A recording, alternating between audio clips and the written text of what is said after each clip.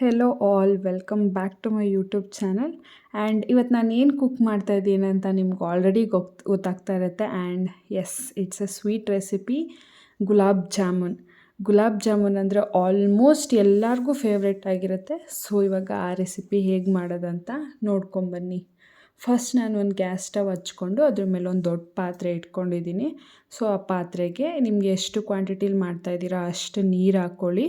ಮತ್ತು ಅದಕ್ಕೆ ಶುಗರ್ ಹಾಕ್ಕೊಳ್ಳಿ. ಶುಗರ್ ನಾನು ಇಲ್ಲಿ 300 350 ಗ್ರಾಮ್ಸ್ ಅಷ್ಟು ಶುಗರ್ ತೊಗೊಂಡಿದ್ದೀನಿ. ಆ್ಯಂಡ್ ಮತ್ತು ಅದಕ್ಕೆ ಏಲಕ್ಕಿನ ಕ್ರಷ್ ಮಾಡಿ ಹಾಕ್ಕೊಳ್ಳಿ. ಸೊ ಅದು ಒಂದೆಳೆ ಪಾಕ ಬರಬೇಕು, ಅಲ್ಲಿವರೆಗೂ ಹೈ ಫ್ಲೇಮಲ್ಲಿ ಅದನ್ನು ಚೆನ್ನಾಗಿ ಕುದಿಸಿ. ಇವಾಗ ನಾನು ಜಾಮೂನ್ನ ಕಲಿಸ್ಕೊಳ್ಳೋಕ್ಕೆ ಇಲ್ಲಿ ಹಾಲು ತೊಗೊತಾ ಇದ್ದೀನಿ. ಹಾಲನ್ನ ಕಾಯಿಸಿ ಆರಿಸ್ಕೊಂಡು ಯೂಸ್ ಮಾಡಿದ್ರೆ ಅದು ಜಾಮೂನ್ ತುಂಬ ಸಾಫ್ಟಾಗಿ ಬರುತ್ತೆ. ಕೆಲವರು ನೀರು ಹಾಕಿನೂ ಕಲಿಸ್ತಾರೆ. ಸೊ ನೀರು ಹಾಕಿದ್ರೂ ಚೆನ್ನಾಗಿರುತ್ತೆ, ಬಟ್ ಹಾಲು ಹಾಕಿ ಕಲಿಸಿದ್ರೆ ತುಂಬ ಚೆನ್ನಾಗಿರುತ್ತೆ. ಇವಾಗ ನಾನು ಇಲ್ಲಿ ಮಿಕ್ಸ್ ಮಾಡೋಕ್ಕೆ MTR ಗುಲಾಬ್ ಜಾಮೂನ್ ಮಿಕ್ಸ್ ತೊಗೊಂಡಿದ್ದೀನಿ. ಆ್ಯಂಡ್ ಇಲ್ಲಿ ನೀವು by one get one tag ನೋಡ್ಬೋದು. ಈ by one get one tag ನೋಡಿದ್ರೆ ಆಲ್ಮೋಸ್ಟ್ ಡಿಮಾರ್ಟೇ ನೆನಪು ಬರುತ್ತೆ. ಅಲ್ಲಿ ಏನೋ ತೊಗೊಳಕ್ಕೆ ಹೋಗಿರ್ತೀವಿ, ಬಟ್ ಅಲ್ಲಿ by one get one offer ನೋಡಿಬಿಟ್ಟು ಏನೇನೋ ತೊಗೊಂಬರ್ತೀವಿ. ನಾವೇನು ತರಕ್ಕೆ ಹೋಗಿರ್ತೀವಿ ಅದನ್ನು ತರೋದೇ ಇಲ್ಲ. ಆಲ್ಮೋಸ್ಟ್ ಯಾವಾಗಲೂ ಹಿಂಗೆ ಆಗುತ್ತೆ. ಆ್ಯಂಡ್ ನಿಮಗೂ ಹಿಂಗೆ ಆಗುತ್ತಾ?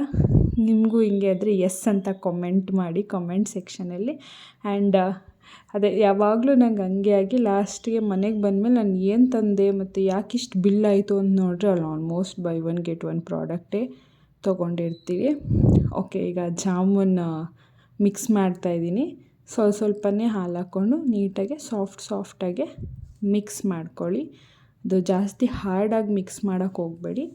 ಸೊ ಈಗ ಅದು ಸಾಫ್ಟಾಗಿ ಮಿಕ್ಸ್ ಮಾಡಾದಮೇಲೆ ಒಂದು 5 to 10 ಮಿನಿಟ್ಸ್ ರೆಸ್ಟ್ ಆಗಲಿ ಅಂದ್ಬಿಟ್ಟು ಅದ್ರ ಮೇಲೆ ಏನಾದ್ರು ಒಂದು ಪ್ಲೇಟೋ ಏನಾದರೂ ಮುಚ್ಚಿ ಒಂದು ಕಡೆ ಇಡಿ.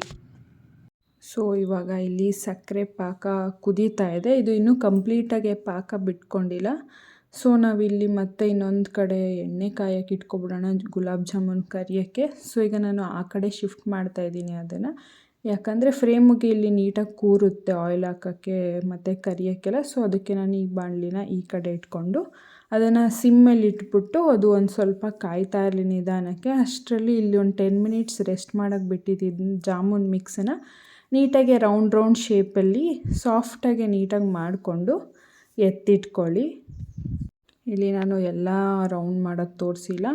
ಸೊ ಅದು ತುಂಬ ಟೈಮ್ ಲ್ಯಾಗ್ ಆಗುತ್ತೆ ಅಂತ ತೋರಿಸಿಲ್ಲ ಅಷ್ಟೇ. ಈಗ ನೋಡಿ ಎಲ್ಲ ರೌಂಡಾಗಿ ಮಾಡಿ ಎತ್ತಿಟ್ಕೊಂಡಿದ್ದೀನಿ. ಸೊ ಇವಾಗ ಇದನ್ನ ಎಣ್ಣೆಲಿ ಹಾಕಿ ಫ್ರೈ ಮಾಡೋಣ. ಆಗಲೇ ಕಾಯಕ್ಕೆ ಇಟ್ಟಿದ್ವಲ್ಲ ಆ ಎಣ್ಣೆನ ಒಂದು ಸಲ ಕಾದಿದೆಯಾ ಇಲ್ವಾ ಅಂತ ಚೆಕ್ ಮಾಡಿ. ಈಗ ನಾನು ಜಾಮೂನ್ ಎಲ್ಲ ಒಂದೇ ಸಲ ಹಾಕಿದ್ರೆ ಜಾಸ್ತಿ ಆಗಿಬಿಡುತ್ತೆ ಅಂದ್ಬಿಟ್ಟು 2 ಬ್ಯಾಚಸಲ್ಲಿ ಹಾಕ್ತಾಯಿದ್ದೀನಿ. ನೀವು ಮೀಡಿಯಮ್ ಫ್ಲೇಮಲ್ಲೇ ಕುಕ್ ಮಾಡಿ, ಯಾಕಂದರೆ ಅದು ಒಳಗಡೆ ನೀಟಾಗಿ ಬೇಯುತ್ತೆ. ನೀವು ಹೈ ಫ್ಲೇಮ್ ಇಟ್ಬಿಟ್ರೆ ಅದು ಮೇಲೆ ಸೀದೋದಂಗೆ ಆಗಿಬಿಡುತ್ತೆ, ಒಳಗಡೆ ಬೆಂದಿರಲ್ಲ. ಸೊ ನೀವು ಮೀಡಿಯಮ್ ಫ್ಲೇಮಲ್ಲಿ ಇಟ್ಕೊಂಡು ಮಾಡಿದ್ರೆ ಅದು ತುಂಬ ನೀಟಾಗಿ ಬರುತ್ತೆ. ಈಗ ನೋಡಿ ಇಲ್ಲಿ ಗೋಲ್ಡನ್ ಬ್ರೌನ್ ಆಗಿದೆ. ಇಷ್ಟು ಬರೋವರೆಗೂ ಬೇಯಿಸ್ಕೊಳ್ಳಿ. ಕೆಲವರು ಇನ್ನೂ ಜಾಸ್ತಿ ಬ್ರೌನ್ ಮಾಡೋಕ್ಕೆ ಹೋಗ್ತಾರೆ, ಬಟ್ ನಮಗೆ ಇದು ಕರೆಕ್ಟ್ ಅನಿಸುತ್ತೆ. ಸೊ ಇಷ್ಟು ಕಲರ್ ಬಂದರೆ ಸಾಕು.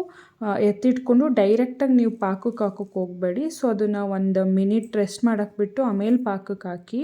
ಜಾಮೂನ್ ಪಾಕದಲ್ಲಿ 3 to 4 hours ನೀಟಾಗಿ ನೆಂದರೆ ಟೇಸ್ಟಿ ಗುಲಾಬ್ ಜಾಮೂನ್ ರೆಡಿ ಆಗುತ್ತೆ. ಸೊ ಈ ರೆಸಿಪಿ ನಿಮಗೆ ಇಷ್ಟ ಆದರೆ, ಯೂಸ್ಫುಲ್ ಆದರೆ ನಿಮ್ಮ ಮನೇಲಿ ಟ್ರೈ ಮಾಡಿ. ಆ್ಯಂಡ್ ಯಾರ್ಯಾರು ಸಬ್ಸ್ಕ್ರೈಬ್ ಆಗಿಲ್ಲ ಪ್ಲೀಸ್ ಸಬ್ಸ್ಕ್ರೈಬ್ ಆಗಿ.